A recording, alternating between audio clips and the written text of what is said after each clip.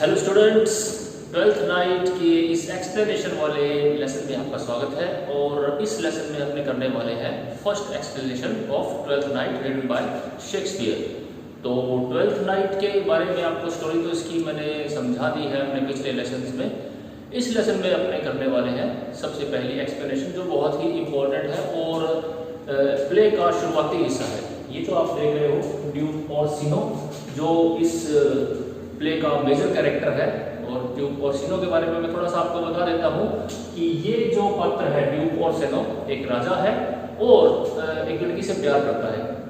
जिस लड़की से प्यार करता है उस लड़की को नहीं पता कि ये ड्यूक ओर्सिनो उससे प्यार करता है। तो ड्यूक ओर्सिनो में इतनी हिम्मत नहीं होती है कि वो खुद जाके अपने प्यार का इजहार उसके साथ कर सके। तो इसके लिए वो सहारा लेता है एक मैसेंजर का, और वो मैसेंजर होती है एक लड़की वोएला। लेकिन ड्यूक ओर्सिनो को पता नहीं होता कि ये जो वोएला है ये एक वास्तव में लड़की है। वो वोएला लड़के का भेष धर के इस ड्यूक ओर्सिनो के पास आती है काम मांगने के लिए, और ड्यूक ओर्सिनो उसको लड़का समझ के और उसका नाम वो रख लेती है सिजेरियो। तो ड्यूक ओर्सिनो उसको सिजेरियो समझ के अपने पास अपना मैसेंजर रख लेता है अपनी प्रेमिका तक अपने प्रेम संदेश पहुंचाने के लिए। और ये प्ले जो है एक कॉमेडी है, तो इसमें इतना सीरियस इशू नहीं होता किसी का भी। ड्यूक ओर्सिनो भी इस तरह का कैरेक्टर है कि उसको सच्चा प्यार वास्तव में नहीं होता है, वो बस प्यार के लिए प्यार करता है। यानी वो लव के आइडिया में ज्यादा विश्वास करता है, एक्चुअल में रियल लव में वो नहीं होता है। ये हमें उसकी बातों से पता लगता है। तो ये जो स्पीच है हमारे सामने, ये स्पीच ओपनिंग स्पीच है। इस प्ले की ओपनिंग लाइन्स हैं। ओपनिंग लाइंस में यानी प्ले का जो इंट्रोडक्शन होता है उसमें शुरू में ड्यूक ओर्सिनो का इंट्रोडक्शन होता है, और वो आके अपनी इस बात से अपना कैरेक्टर भी शो कर देता है कि वो किस टाइप का आदमी है।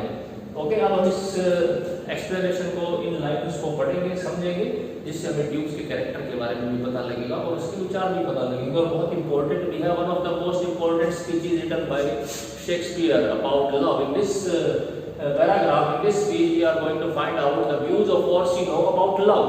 Okay students, so let's start. Duke Orsino शुरुआत में ये बोलता है, if music be the food of love, play on. If music be the food of love, play on. कि अगर प्यार का फूड म्यूजिक है, पुराने जमाने में माना जाता था, अभी भी माना जाता है कि प्यार और म्यूजिक का काफी गहरा संबंध है। अगर आदमी प्यार में है तो वो म्यूजिक को भी बहुत पसंद करता है। म्यूजिक किसी भी टाइप का हो सकता है, सैड भी हो सकता है, रोमांटिक भी हो सकता है, कैसा भी हो सकता है। वो ये कहता है, उसने भी ये बात सुन रखी है कि म्यूजिक का और प्यार का बहुत गहरा संबंध है। तो वो कहता है कि अगर म्यूजिक फूड ऑफ लव है तो उसको बजाए रखो। उसके पास होंगे वहां पे वो म्यूजिशियंस, उसके म्यूजिक बजा रहे होंगे, उस समय वो म्यूजिक सुन रहा होगा। तो वो कहता है कि अगर म्यूजिक वास्तव में फूड ऑफ लव है तो प्ले ऑन, बजाना जारी रखो, give me access of it, और मुझे उसका एक्सेस दो, यानी जरूरत से ज्यादा दो मुझे वो फूड ऑफ लव।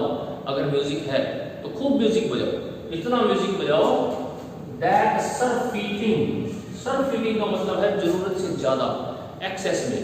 जब कोई चीज हमें जरूरत से ज्यादा मिलती है तो हमें वो चीज अच्छी नहीं लगती है, हम उससे ऊब जाते हैं। जैसे हमें भूख लगी हो और हमने खूब तब तो हमें खाना बहुत अच्छा लगता है, हम अच्छे से खाना खाते हैं और खाना देख के हमारे मुंह में पानी भी आ जाता है। लेकिन जब हम एकदम तृप्त हो जाते हैं, कंटेंटेड हो जाते हैं, स्टमक फुल हो जाता है, उसके बाद खाने को देख के ही देखना भी अच्छा नहीं लगता, उसको देख के ही बुरा लगने लग जाता है।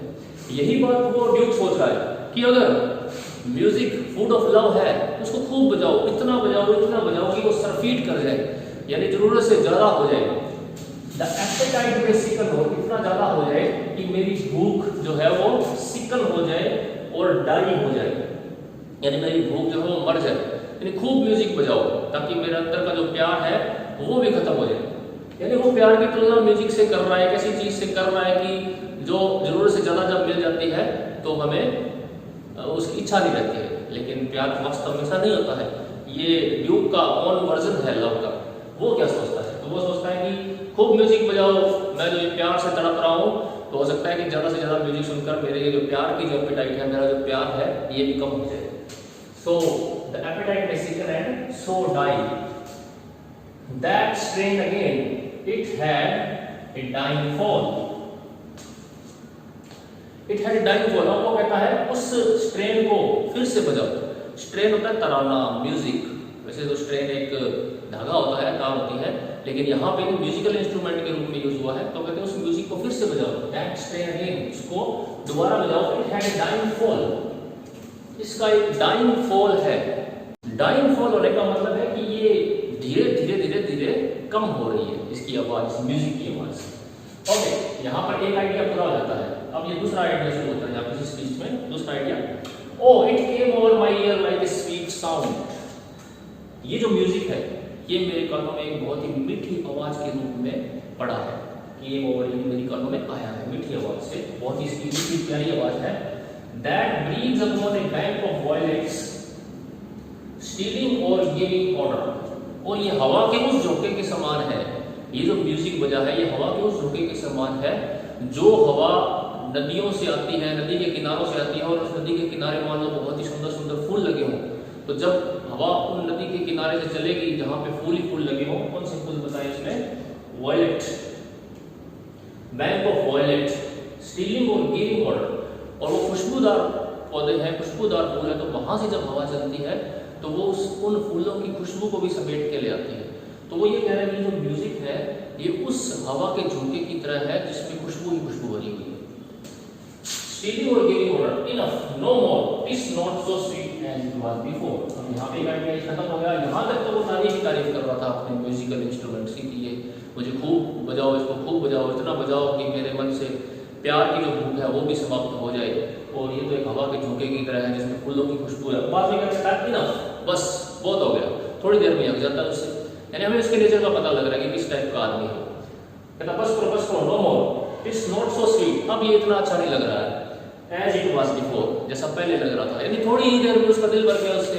यानी उसका जो माइंड है वो एक फिकल माइंडेड पर्सन है, संकी टाइप का आदमी है, और वो जो प्यार नहीं कर रहा है किसी से तो बस दिखावे के लिए कर रहा है। हो सकता है अपने आप से ही दिखावा कर रहा हो, अपने आप से ही वो झूठ बोल रहा हो, क्योंकि कई आदमियों को क्या होता है कि सच्चा प्यार नहीं होता कई इंसानों को, वो बचपन से ही प्यार के बारे में सुनते आते हैं और बाद में उनको एक्चुअल में ऐसा लगने लग जाता है कि वास्तव में वो प्यार में है, लेकिन ऐसा होता कुछ नहीं है। उनकी साइकोलॉजी ऐसी बन जाती है कि बस मुझे प्यार हो गया है।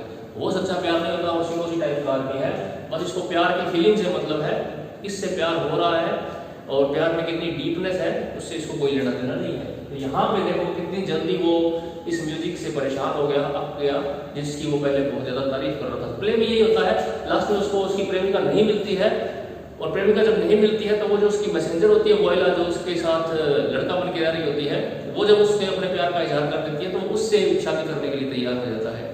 यहाँ में पता लगता है कि ड्यूक किस टाइप का आदमी है, बस वो एक टाइम पास के लिए या लव शो करने के लिए उससे प्यार करता है। ओके, नाउ नेक्स्ट यहाँ से शुरू करते हैं। ये नीचे जगह कम थी तो मैंने एक के बाद दूसरी लाइन लिखी है, ये इसके बाद हम वो लाइन पढ़ेंगे। Okay, O spirit of love how quick and fresh art thou. अब वो आइडिया बदल देता है, टॉपिक चेंज कर देता है और प्यार पर आता है। स्पिरिट ऑफ लव, तुम कितनी क्विक और फ्रेश हो। प्यार की जो आत्मा है, प्यार की जो भावना है वो कितनी क्विक होती है और फ्रेश होती है, आदमी को एकदम से जकड़ लेती है। कोई आदमी है वो अचानक से प्यार में गिर जाता है, उसको खुद को नहीं पता लगता। In no time a person falls in love and fresh भी है, वो बड़ी ही ताजा झोंके की तरह आती है किसी की लाइफ में, वो एकदम सब कुछ अच्छा लगने लग जाता है जब किसी को प्यार होता है। दैट नॉटविथस्टैंडिंग दाई कैपेसिटी, अब उसकी कैपेसिटी के बारे में बात हो रही है कि जब आदमी को प्यार हो जाता है, कोई आदमी प्यार में गिर जाता है तो वो उसकी कैपेसिटी किस तरह की हो जाती है। स्पिरिट ऑफ लव की कैपेसिटी कैसी होती है, received as sea nought enters there. तो प्यार की जो स्पिरिट है वो एक सी के रूप में उसकी तुलना की गई है कि जिस तरह से समुद्र होता है वो सब कुछ अपने अंदर समा लेता है और बाहर से एकदम शांत दिखाई देता है।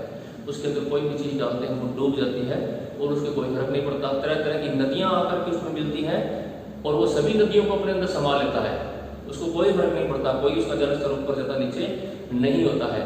तो ऐसे ही प्यार की स्पिरिट है कि उसके अंदर कुछ भी चला जाता है, वो सब कुछ अपने अंदर समाहित कर लेती है और प्यार के अंदर जो भी चीज जाती है उसकी वैल्यू कम हो जाती है।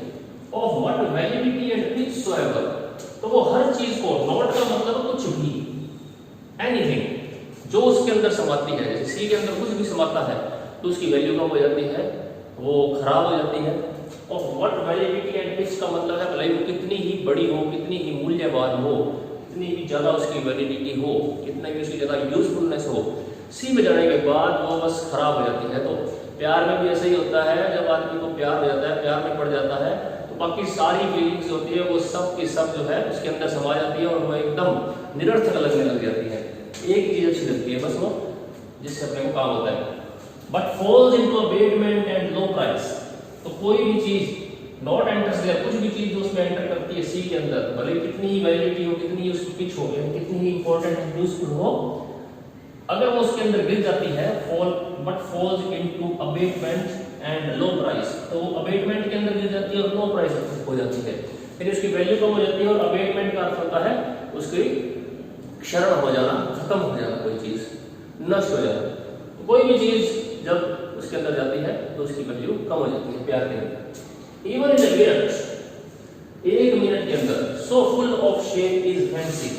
अब यहाँ पे बात हो रही है प्यार की, कि वो प्यार जो है, प्यार की जो फीलिंग है वो खुद ही फैंसी से फुल है, यानी जब आदमी को प्यार हो जाता है तो बाकी सारी फीलिंग्स तो हो जाती है उसके लिए निरर्थक, और जो प्यार वाली फीलिंग है उसमें वो बड़ा आनंद लेता है।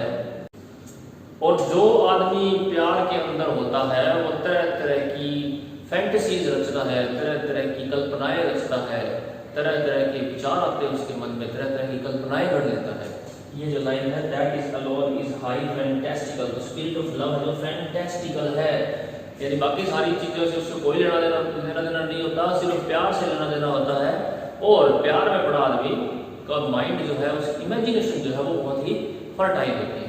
ये जो सारी बातें हैं ये ड्यूक ओर्सिनो ने ओपनिंग स्पीच में कही है। जैसे ही प्ले शुरू होता है तो ड्यूक ओर्सिनो एंटर होते ये बोलता है, तो this speech reveals a lot about the character of Orsino. Orsino के कैरेक्टर के बारे में बहुत कुछ बता देती है। That Orsino is madly in love with someone and what are the views of Orsino about love and what is the type of the personality of Orsino. Orsino किस टाइप का व्यक्तित्व है। तो इस स्पीच से हमें पता लग जाता है कि कोई गहरे विचारों वाला आदमी नहीं है वो, कभी तो किसी की तारीफ कर रहा होता है, बाद में कहता बंद कर दो इसको, उसके बाद में प्यार के बारे में पता करने लगता है, पहले वो उसको प्यार को सी का रूप देता है कि जिस तरह समुद्र के अंदर सारी चीजें समा जाती हैं, वैसे ही प्यार की जो स्पिरिट है उसके अंदर सब कुछ समा जाता है। और लास्ट में प्यार की तारीफ भी करता है कि प्यार में पड़ा हुआ व्यक्ति जो है उसकी जो फैंटेसीज है, इमेजिनेशन जो है बहुत ही रिच होती हैं। Okay students, so I hope you liked it or you have understood it completely. If you have any problem, you can comment me in the comment box. And now in the next lesson we are going to explain other speeches given by various characters of the play. So this speech is very important. You should study it by your heart. Okay students, goodbye, good luck.